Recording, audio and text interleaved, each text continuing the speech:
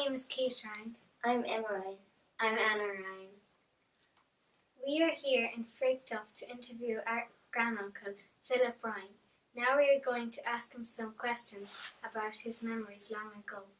He was the principal in Boherlahan National School for 40 years. He started in 1948 and retired in 1988. What games did you play? Can you give a list? Yes, I'll have to start with hurling, because hurling was always the main game in Boherlahan, particularly when I was young. Because when I was young, remember, the Boherlahan was one of the most famous teams, not alone in Tipperary, but in Ireland. So we all played hurling. But we had other games as well. Now, we played very little football, because, you see, we couldn't afford a football in those days. There was no such thing as plastic footballs. But so we concentrated always on hurling. Did you amuse yourself in a special way at certain times of the year? Yeah, during holiday times. In the evenings, particularly in the summer evenings. And we had a whole lot of games we played. We played Hunt the Fox and all that, and we played Conkers in the autumn when the Conkers were there. And we often went around, we had great fun. We'd go up to places like Killock, collecting nuts. Killock was a great place where nuts grew. The whole place was covered with trees, and you come back with bagfuls of nuts. And these were the principal games that we played then. Where do you remember any games played around the fire in the evenings or other games outdoors? Well, yeah. Let's see now. Well, there were other games, particularly when the young fellas grew older. There were a famous game that used to play then was called Skittles.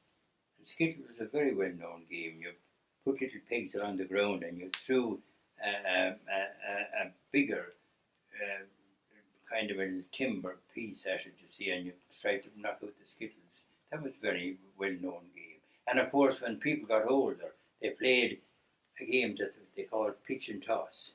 Now, you play that with pennies. You threw up a penny, couple of pennies, and if you got two heads, or maybe a head and a harp, or two harps, and they would used to bet on that. And only recently, somebody was telling me that down there near his house, every Sunday during the whole summer, every Sunday, there'd be 50 or 100 people. There was a shop nearby, and they'd all collect there on a Sunday afternoon playing pitch and toss.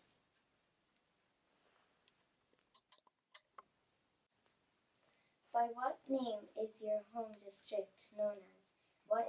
What townsland in which parish? Well, of course, it's in Boherlahan, and the townsland is Castlemoyle. And you're living still in Castlemoyle, so Castlemoyle was a great place for the Ryans. It's called Castlemoyle after an old castle that was down across from in Castlemoyle, just across from the graveyard in Ardmail. And the name of the castle was Coshlan Moyle, or was Coshlan Moyle, the Bear Castle, because shortly after it had been built, there was a big war between the local factions, and the castle was burned down, and the roof was burnt off, and of course it was bare, no roof on it, no head, and it was like a man without any hair, and it was called Coshlan Moyle. Were there a great number of families in this townsland when you were young? Well, Emma, not more than I say than there is today. Castlemoyle is a small, if you like, area, and with very little, if you like, coming to the road. And so you never had any great developments there. There's probably as many houses there today as was there when I was a young fella. There are some of the houses are gone, and only a small number of houses, your daddy's house and Anna's daddy's house, and very few houses after that, so very little change there. What were the most common family names then? Well, I suppose it is still the most common family name today, and that's your name and my name, Ryan. After that, I'd say O'Dwyer's. Dwyer's would be a fairly common name too, and after that I'd say Mahers. Now, they would be the three commonest names around here.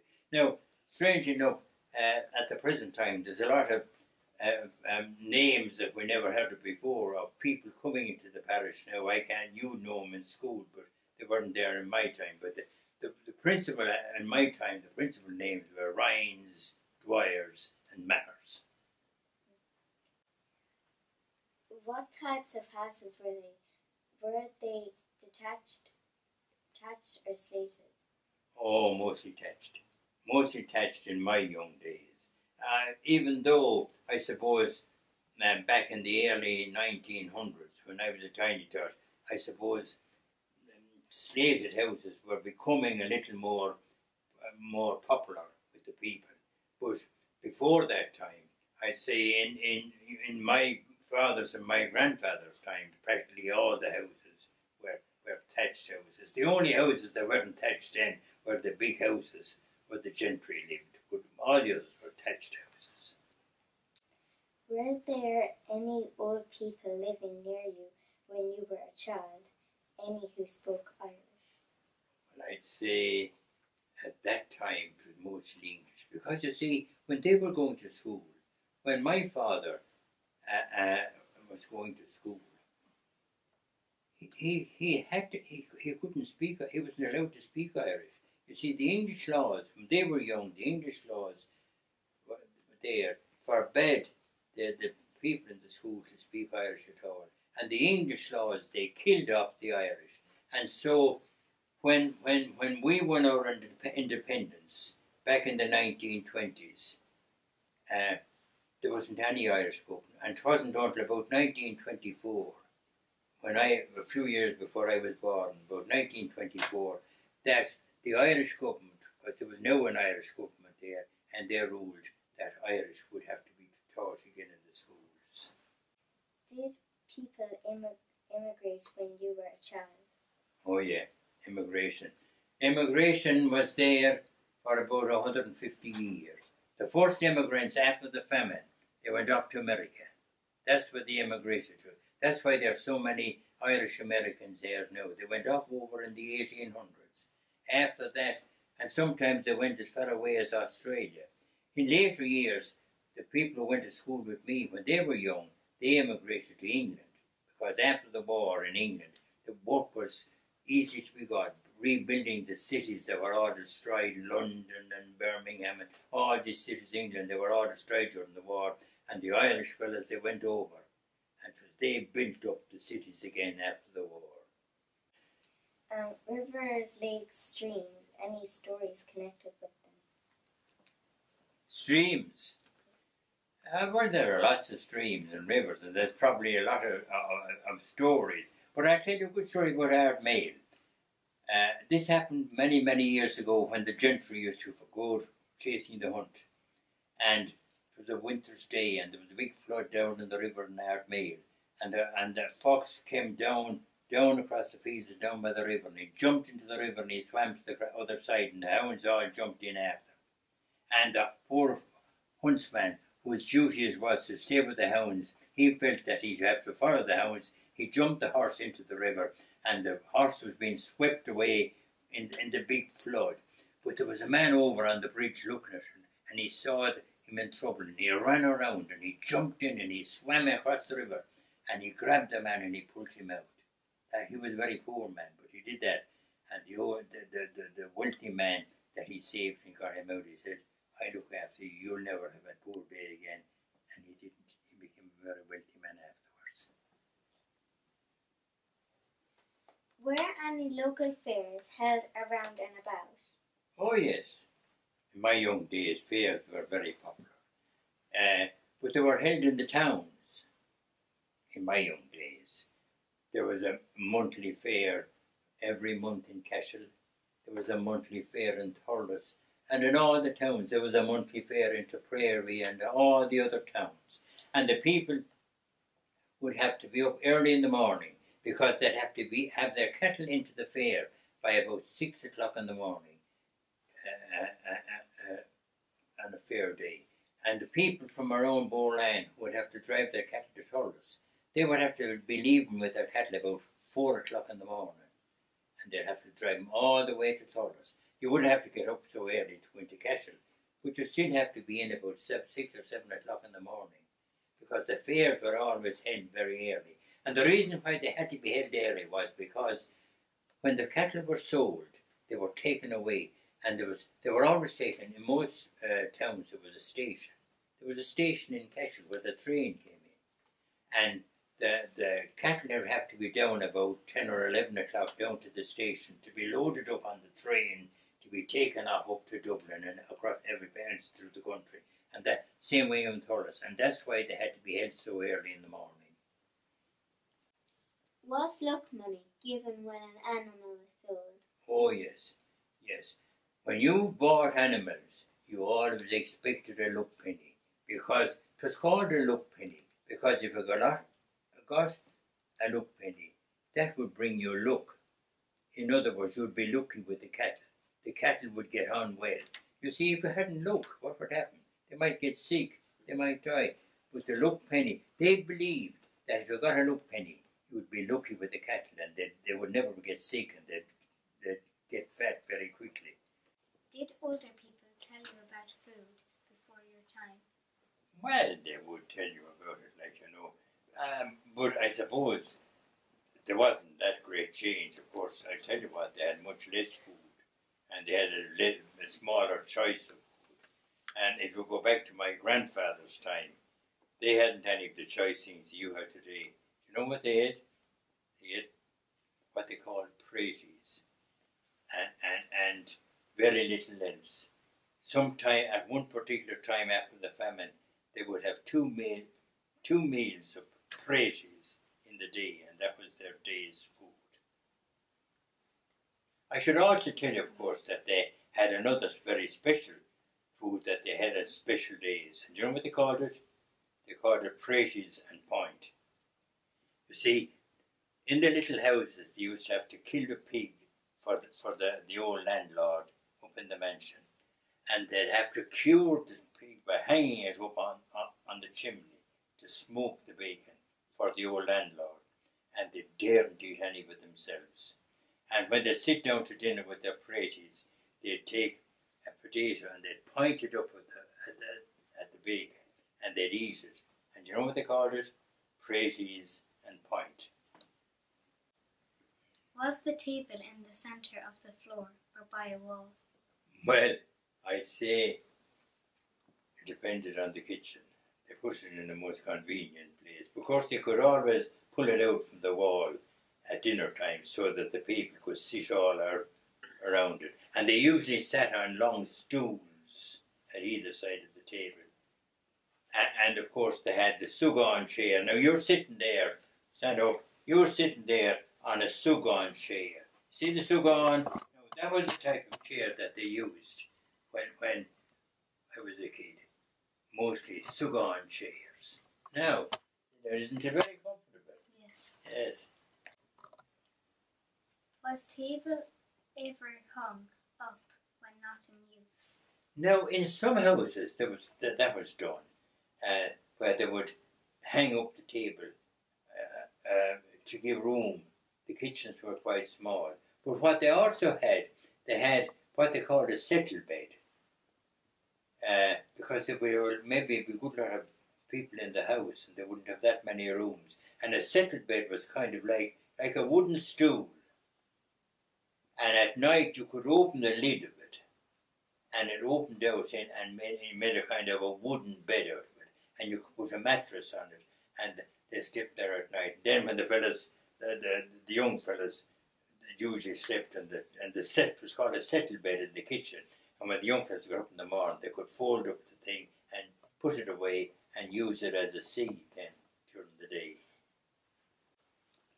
What kind of bread was eaten in olden times? Oh, I suppose, what did we call it? Cake bread, I think we called it.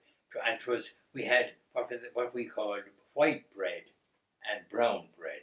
Now, the white bread was made mainly with flour, but the brown bread was made of a mixture of the flour and whole meal. And you had the white bread and the brown bread. What was meat often eaten? Was it fresh or salted? Or usually salted, because you see, you couldn't have, you could have you might have fresh meat on a Sunday because you see the mammy might go to town on a Saturday and she'd buy some fresh meat from the butchers and they'd have it on Sunday. But they couldn't have it normally during the week because they didn't have any fridges in those days. You understand? When we were growing up, we had no fridges in the house, and all the food that now that your mammies today can put in the fridges, we couldn't have them in our young days. Because, and you know why we had no fridges? Because we had no electricity. Now, Were certain foods eaten on special occasions? we don't think anything now. Oh yes, Christmas, of course, the turkey or the goose. Some people had turkeys always. It was a Christmas Day, or if you didn't have turkey, you had a goose. Now, that was at Christmas time. Eggs on Easter Sunday. People, you see, in those days, they never ate eggs during Lent. They were always fast from eggs during. And then on Easter Sunday, when Lent was over, they'd have a big meal and they'd eat 4 or 5 or 6 eggs for their breakfast. Do you remember any song or piece of music? Can you sing or say it? Well, I have a poem that I wrote. Now, I wrote this poem back in the 1970s when the troubles were going ahead in the north and when the loyalists and the papists were killing one another. And very often in the middle of it all, young children were innocently killed. And I wrote this at the time, and it describes a scene like that. And it goes like this. They met by night their plans to me, in furtherance of their cause, their motto, life's dispensable, whatever be the laws.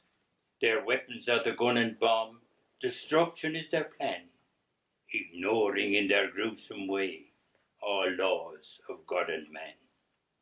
Tommy came from North Tyrone, he was a loyalish man, while Paddy, the papisher, lived over in Strabane. There was no outward show of hate, of that there is no doubt, yet silently each one prepared to wipe the other out. Now Pat and Tommy Junior, on their separate ways from school, had often met and chatted, though 'twasn't quite the rule. Betwixt those two wee bairns, a lasting friendship grew. They swapped comics, toys and marbles, as children often do. One evening on the way from school, a thought struck wee Tommy's mind. I'll wander over to Strabane, my friend Pat's house to find. And Pat, the little papisher, when his day's work was done, went off to visit Tommy's home in the hills of North Tyrone. Young Tommy introduced himself and he was welcomed in. Pat's ma said he would soon be home, he'd just gone for a spin. While Tommy's mammy welcomed Pat, you're welcome, in you come. Just wait a wee while here, son. Young Tommy will soon be home. That night a great explosion rocked the hills of North Tyrone. Yes, Pat, the holy papisher, a godly deed had done. As he lay there in the hillside, a proud and a happy man, for he had rid his country of Tommy and his clan. But Tommy wasn't home that night. He also had a plan. Soon another great explosion rocked the hills around Strabane.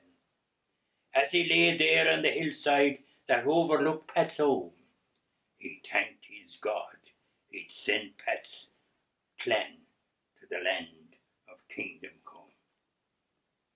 As the firemen searched the debris in Strabane and North Tyrone, and peaceful men all wonder why such violence we condone, a sad discovery they made, in death serene and calm.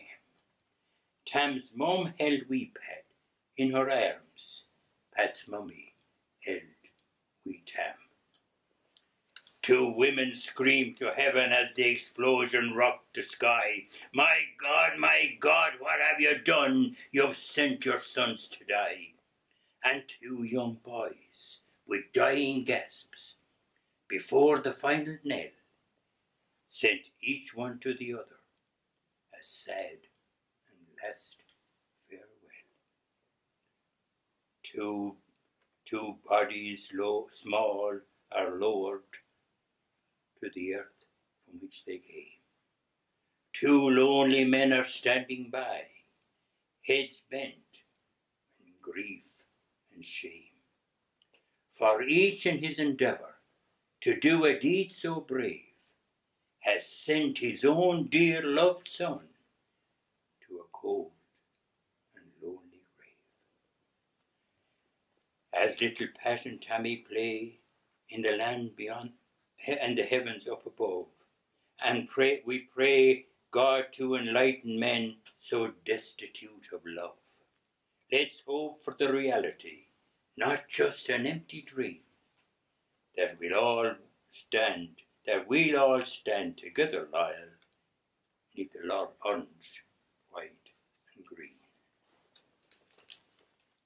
Any account of a connection between your local area and any episode of Irish history? Well, there were lots, I suppose, but one that comes to my mind is an area down near Sinoan. It's called Fornavara. Now, the name Fornavara comes from the Irish words Páirc na Marav, the field of the dead.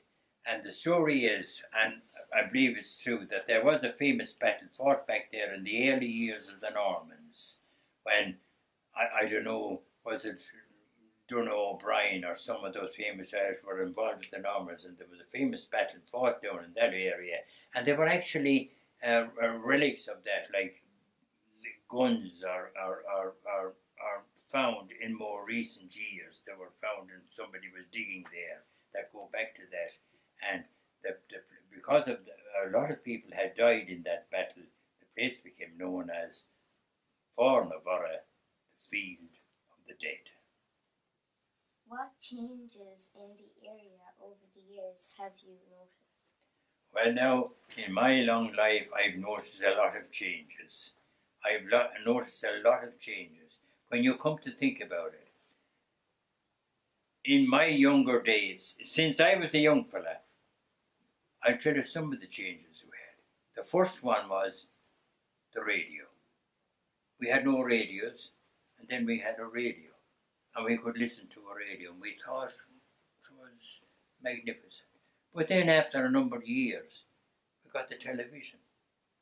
And little did we ever think that we would be able to see pictures from faraway parts of the world. And so went on and on and on like that. But I think one of the greatest inventions of all was, what do you call it? The iPod, is it? Yeah. I think that's one of the greatest inventions of all. And when I see what the youngsters now can do with the iPods, it amazes me what they can do and what they can find out.